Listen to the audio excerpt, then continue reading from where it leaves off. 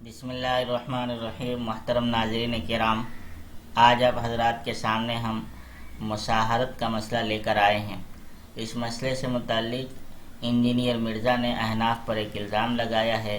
پہلے ہم انجینئر کی بات سنتے ہیں۔ فقہ حنفی والے یہ کہتے ہیں کہ جی اگر کسی مرد نے ایون غلطی کے ساتھ بھی بھول بھلائیے سے شہوت کے ساتھ اپنی ساس کو ہاتھ لگا لیا، ہاتھ، تو اس کی اپنی بیوی ہمیشہ کے لیے اس پہ حرام ہوگی۔ تو انجینئر کے کہنے کا حاصل یہ ہے کہ یہ مسئلہ احناف کا ہے اور احناف نے قرآن و حدیث میں اسے انجیکٹ کیا ہے، یہ قرآن و حدیث میں موجود نہیں ہے۔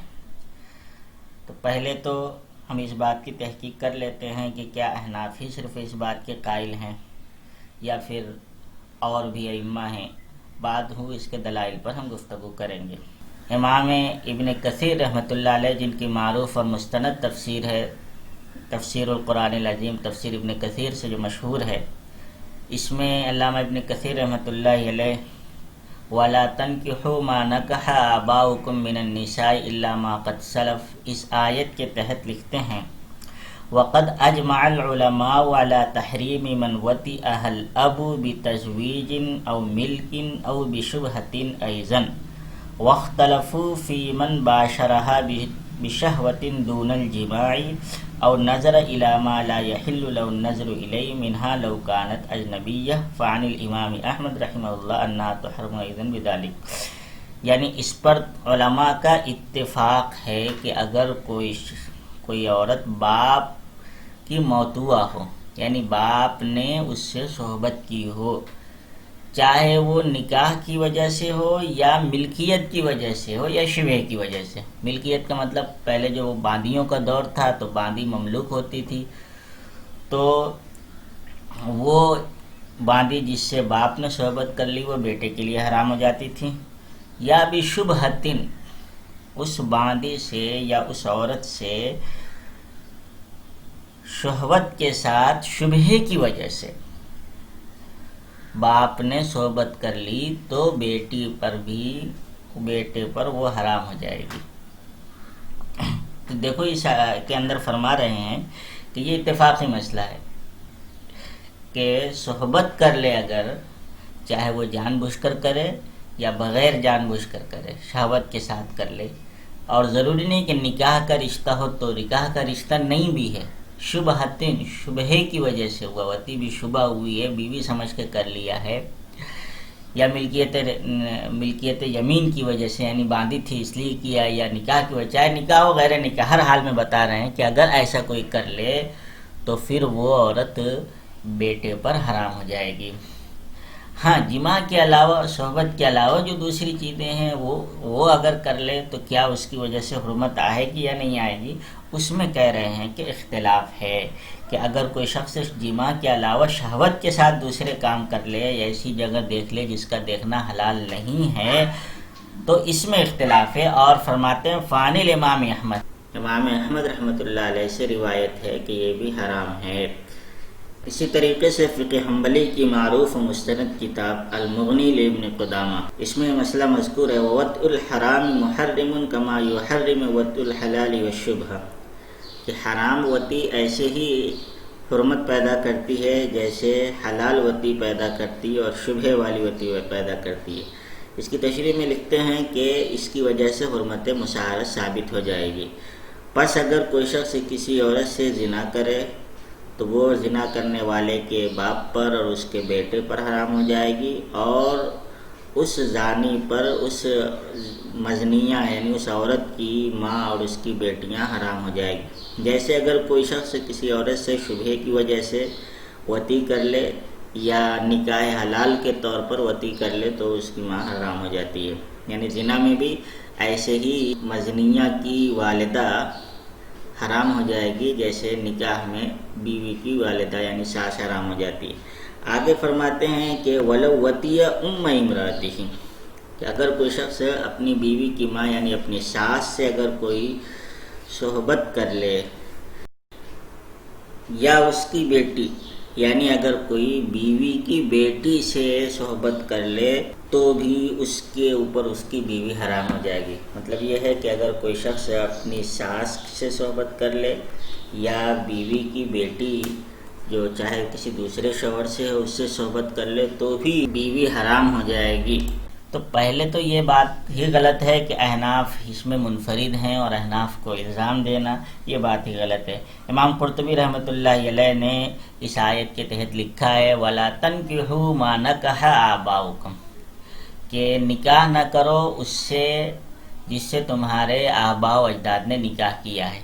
اب یہ نکاح کا لفظ جو عربی میں بولا جاتا ہے اس میں ایک عقد نکاح یعنی جو نکاح ہوتا ہے، مجلس نکاح قائم ہوتی ہے جب وہ قبول ہوتا ہے اس پر بھی ہوتا ہے اور صحبت پر بھی نکاح کا لفظ بولا جاتا ہے۔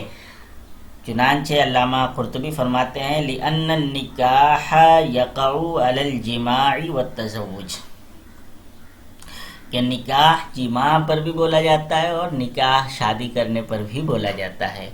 تو اس آیت کا پھر ترجمہ ہوگا کہ جس سے تمہارے باپ نے نکاح کیا یا جس سے تمہارے باپ نے صحبت کر لی وہ تمہارے لیے حرام ہو جائے گی۔ تو یہ تو صحبت کا مسئلہ حل ہو گیا ہے۔ اب دوسری جو اور بھی دلائل ہیں ہم اس کی طرف رجوع کرتے ہیں۔ اس سلسلے میں صحابہ کے فتاوے بھی ہیں اور کچھ مرفوع روایات بھی ہیں۔ تو سب سے پہلے ہم آپ کے سامنے ذکر کرتے ہیں حضرت عمران ابن حسین رضی اللہ تعالیٰ عنہ کا اثر۔ حضرت عمران ابن حسین فرماتے ہیں فی الذی یزنی بأم امرأتہ قد حرمتا علیہ جمیعا، وہ آدمی جو اپنی بیوی کی ماں سے یعنی جو اپنی ساس سے زنا کر لے، فرمایا کہ ساس بھی حرام بیوی بھی حرام ہو جائے گی۔ یہ کون کہہ رہا ہے؟ حضرت عمران ابن حسین رضی اللہ تعالیٰ عنہ۔ اب یہ قرآن اور حدیث کے خلاف مسئلہ ہے تو کیا عمران ابن حسین رضی اللہ عنہ نے انجیکٹ کر دیا اور انہوں نے قرآن اور حدیث کے خلاف بات کی؟ صحابی رسول یہ فرما رہے ہیں۔ اس روایت کو ابن عبدالرزاق نے اور ابن ابی شیبہ نے روایت کیا ہے۔ عبدالرزاق میں عن قتادہ عن عمران ہے، یہ روایت تو منقطع ہے لیکن یہی روایت مصنف ابن ابی شیبہ میں بھی ہے۔ وہاں پر قتادہ اور عمران بن حسین کے بیچ میں حضرت حسن بصری رحمۃ اللہ علیہ کا واسطہ ہے اور یہ سند صحیح ہے۔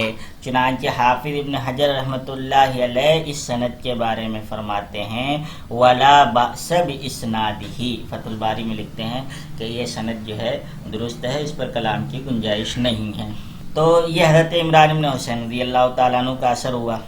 دوسری دلیل یا کہہ لیجئے تیسری دلیل، حضرت ابو حانف فرماتے ہیں رسول اللہ صلی اللہ علیہ وسلم نے ارشاد فرمایا من نظر الی فرج امرأۃ لم تحل له امها ولا ابنتها، وہ آدمی جو کسی عورت کی شرمگاہ کو دیکھ لے، یہ نکاح کی وجہ سے دیکھ لے اور خالی صحبت کر لے، نہیں دیکھ لے، تو اس کی ماں اس کے لیے حلال نہیں ہے اور اس کی بیٹی حلال نہیں ہے۔ یعنی بیوی کے ساتھ کر لیا تو ساس بھی بیوی بھی حرام، بیوی بھی حرام، ساس تو پہلے ہی سے حرام ہے، اور اگر غیر بیوی کے ساتھ کسی اجنبیہ کے ساتھ زنا کرتے ہوئے ایسا کر لیا تو اس کی ماں بھی اس کے اوپر حرام ہو جائے گی۔ تو یہاں پر دیکھیے دیکھنے کی بات کہی ہے، دیکھ لیا ہو شہوت کے ساتھ، من نظر الی فرج امرأۃ، تو یہ کیا ہو جائے گی؟ حرام ہو جائے گی۔ اس اثر کو کچھ لوگوں نے یہ کہا کہ اس میں ابن ہانی مجہول ہے، لیکن یہ ابن ہانی نہیں ہے، یہ ابو ہانی ہے۔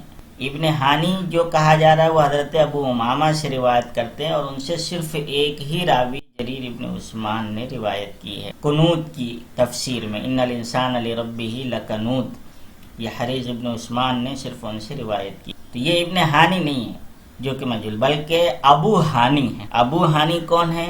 ابو ہانی حمید ابن ہانی ابو ہانی الخولانی، اور یہ ثقہ راوی ہے۔ چنانچہ کاشف میں حافظ ذہبی لکھتے ہیں ثقۃن۔ اسی طریقے سے تقریب التہذیب میں حافظ ابن حجر رحمۃ اللہ علیہ فرماتے ہیں لا باس بہ، لہذا ابو ہانی مجہول راوی نہیں ہیں، اس وجہ سے یہ سند بھی درست ہے۔ اب اس کے نیچے ایک راوی ہیں حجاج، کہا گیا ہے کہ یہ حجاج ابن ارطاط ہے، اور حجاج ابن ارطاط بھی ابن اسحاق کی طرح مختلف فی راوی ہیں۔ یعنی جن کے اوپر کلام بھی کیا گیا ہے اور جن کی توثیق بھی کی گئی ہے، دونوں طرح کے اقوال ہے۔ یحییٰ بن سعید قطان فرماتے ہیں الحجاج ابن ارطاط و محمد ابن اسحاق عندی سوا، حجاج ابن ارطاط اور محمد ابن اسحاق میری نگاہ میں برابر ہیں۔ اور محمد ابن اسحاق کے بارے میں ہم پیچھے ویڈیو میں بتا چکے ہیں کہ یہ صحیح قول کے مطابق حسن الحدیث درجے کا راوی ہے، یعنی اس کے اوپر ایسا کلام نہیں ہے کہ جس کی وجہ سے اس کی روایت رد ہو جائے، اس کی روایت حسن درجے میں آتی ہے۔ حافظ ذہبی رحمۃ اللہ علیہ کی ایک کتاب ہے من تکلم فیہ وہو موثق، یعنی وہ روات جن پر کلام ہے جبکہ وہ ثقہ ہیں۔ اس کتاب کے اندر حافظ ذہبی رحمۃ اللہ علیہ نے ابن ارطاط کا بھی ذکر کیا ہے۔ دیکھیے اسکرین پر آپ کے سامنے اس کا اسکین۔ اس کے علاوہ علامہ ابن القیم رحمۃ اللہ علیہ نے وضاحت کے ساتھ لکھا ہے زاد المعاد کے اندر ایک روایت کے تحت جس میں یہ راوی آیا ہے، دیکھیے آپ کے سامنے ہے فیہ الحجاج ابن ارطاط وحدیثہ لا ينزل عن درجۃ الحسن ما لم ينفرد بشیء یخالف الثقات، کہ وہ اس روایت میں حجاج ابن ارطاط ہے اور اس کی حدیث درجہ حسن سے نیچے کی نہیں ہوتی ہے، یعنی حجاج ابن ارطاط کی حدیث بھی حسن درجے کی ہوتی ہے، اس سے نیچے نہیں جاتی ہے۔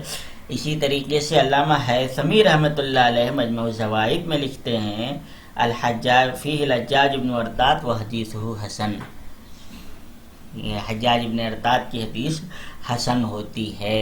تو بہرحال اس سے یہ معلوم ہوا کہ یہ حدیث بھی حسن درجے کی ہے۔ البتہ یہ کہا جائے گا کہ یہ روایت مرسل ہے، لیکن مرسل روایت جب اس کی تائید مسند روایت سے یا پھر صحابی کے قول سے ہو جائے تو پھر وہ مرسل روایت بھی قبول ہو جاتی ہے۔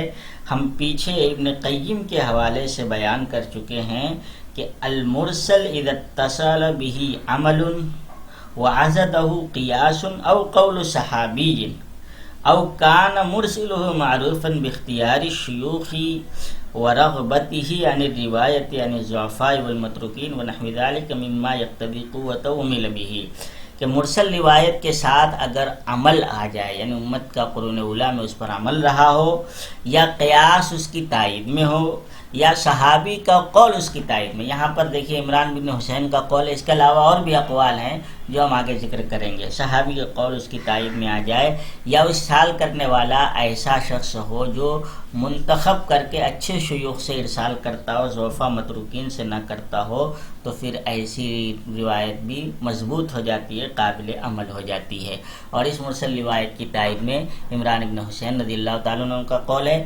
اس کے علاوہ اور آگے کی دلیل حضرت عبداللہ ابن عباس رضی اللہ عنہ کا فتویٰ۔ یہ روایت الحجہ علی اہل المدینہ میں بھی ہے، اور امام احمد رحمۃ اللہ علیہ کے خاص شاگرد ہیں حرب، انہوں نے بھی امام احمد کی سند سے یہ روایت ذکر کی ہے۔ حضرت عبداللہ ابن عباس رضی اللہ تعالیٰ عنہ کے پاس ایک شخص آیا اور آ کر کہا کہ میرے پاس یعنی میرے نکاح میں ایک خوبصورت عورت ہے، اور جس سے میرے 7 بچے بھی ہو گئے، اور وہ بچے بھی اچھے خاصے بڑے ہو گئے ہیں جو ہتھیار چلانے کے قابل ہو گئے ہیں، اور میں نے اس عورت کی ماں سے یعنی اپنی ساس کے ساتھ شہوت سے کچھ کھیل کود کر لیا ہے، کچھ مستی کر لی۔ تو حضرت ابن عباس نے پوچھا تمہارے پاس کتنا مال ہے؟ کہا 3 لاکھ۔ تو کہا کتنا مال دے کر اپنی بیوی کو چھوڑو گے؟ کہا پورا مال دے دوں گا۔ کہا قد حرمت علیک، وہ تمہاری بیوی تم پر حرام ہو گئی۔ اب یہ دیکھیے ساس کے ساتھ یہاں پر صحبت کا بھی ذکر نہیں ہے، یعنی شہوت کے ساتھ کچھ کر لیا ہے، تو کہا کہ بیوی تمہارے اوپر حرام ہو جائے گی۔ اب وہ بیوی زمانے سے رہی، اس سے بچے 7 بچے ہوئے اور وہ بھی اچھے خاصے بڑے ہو گئے، اور کہہ رہے ہیں کہ وہ تمہارے اوپر حرام ہو جائے گی۔ یہ روایت الحجہ کے اندر ہے، اور جیسے کہ بتایا کہ امام احمد کے خاص شاگرد حرب نے بھی یہ روایت ذکر کی ہے امام احمد رحمۃ اللہ علیہ کی سند سے۔ اس کی سند درست ہے۔ کچھ لوگوں نے ابو نصر کو مجہول قرار دینے کی کوشش کی، لیکن یہ مجہول نہیں ہے۔ ابو نصر کے بارے میں امام ابو زرع رحمۃ اللہ علیہ فرماتے ہیں ابو نصر الاسدی الذی یروی عن ابن عباس ثقۃ، کہ ابن عباس سے جو ابو نصر روایت کر رہے ہیں یہ ثقہ راوی ہیں، اس لیے یہ روایت بھی درست ہے۔ تو یہ حضرت عبداللہ ابن عباس رضی اللہ تعالیٰ عنہ کا فتویٰ ہو گیا۔ اس کے علاوہ ایک اور روایت ہے جو المدونہ الکبریٰ کے اندر ہے، یہ فقہ مالکی کی بڑی مستند کتاب ہے، اور اس میں ابن وہب روایت کر رہے ہیں، ابن وہب عن یحییٰ بن ایوب عن ابن جریج، کہ اللہ کے نبی علیہ السلام نے فرمایا اس شخص کے بارے میں جو کسی عورت سے چمٹی لے ہوئے، مطلب شہوت کے ساتھ اسے ہاتھ لگائے اور اس سے زیادہ نہ کرے، یعنی وضاحت ہے اس میں کہ اسے صحبت وغیرہ نہ کرے، تو فرمایا لا یتزوج ابنتہا، جس عورت کے ساتھ ایسا کر لے اس کی بیٹی سے وہ نکاح نہیں کر سکتا۔ ابن مسعود فرماتے ہیں کہ اذا قبلہا فلا تحل لہ الابنۃ ابدا، جب کسی عورت کو جب بوسہ دے دے تو اس کی بیٹی اس کے اوپر حرام ہو جائے گی، یعنی وہ ساس کی طرح ہو جائے گی، حرام ہو جائے گی۔ یہ روایت ابن وہب کی جو ہے ابن جریج سے مرسلن روایت ہے، اور مرسل روایت کے بارے میں ہم ابھی ابن قیم کا قول ذکر کر چکے ہیں کہ اس کی تائید میں دوسری روایت ہو یا قیاس ہو یا قول صحابی تو پھر وہ مرسل روایت قابل قبول ہو جاتی ہے۔ تو یہ ہوئے ہمارے دلائل، جن میں حضرت عبداللہ ابن مسعود کا فتویٰ آیا، عمران ابن حسین کا ہے، حضرت عبداللہ ابن عباس کا آیا، اور 2 مرسل روایتیں اور قرآن مجید کی آیت۔ ان کی بنیاد پر احناف کہتے ہیں کہ زنا اور اس کے اخوات کی وجہ سے بھی مشاہرت کے رشتے قائم ہو جاتے ہیں۔ اب یہ احناف کو طعنہ دینے والے بتائیں گے کہ کیا یہ صحابہ نے کیا قرآن میں انہوں نے یہ مسئلہ انجیکٹ کر دیا اور انہوں نے اپنی طرف سے یہ بات کہی؟ صحابہ کے دور میں اتنے بڑے بڑے صحابہ، عبداللہ ابن مسعود جیسے، عبداللہ ابن عباس، عمران ابن حسین جیسے صحابہ اس بات کے قائل رہے، اور تابعین میں بھی تابعین کی ایک بڑی جماعت بھی اس بات کی قائل رہی ہے۔ چنانچہ علامہ شعبی رحمۃ اللہ علیہ، یحییٰ ابن یعمر نے شعبی سے کہا کہ واللہ ما حرم حرام حلالا قط، کسی حرام نے کبھی کسی حلال کو حرام نہیں کیا، یعنی اگر کوئی اپنی بہو کے ساتھ صحبت کر لیتا ہے تو یہ حرام عمل ہے، اس کی وجہ سے ایک حلال عمل یعنی بہو بیٹے پر حرام نہیں ہوگی۔ یہ انہوں نے یحییٰ ابن یعمر نے علامہ شعبی کے سامنے بات رکھی، تو انہوں نے کہا نہیں، ایسی بات نہیں ہے، اگر شراب کا ایک پیالہ لو اور کنویں میں ڈال دو تو وہ کنویں کا وہ پانی حرام ہو جائے گا۔ یعنی کیا ہوا؟ یعنی یہ جو تم کہہ رہے ہو کہ کبھی حرام چیز حلال کو حرام نہیں کرتی، تو دیکھ لو یہاں پر ایک شراب نے پورے کنویں کے پانی کو حرام کر دیا۔ آگے اسی میں ہے کہ حسن بصری رحمۃ اللہ علیہ بھی امام شعبی رحمۃ اللہ علیہ کے بات کے قائل تھے، ان کا بھی یہی مذہب تھا۔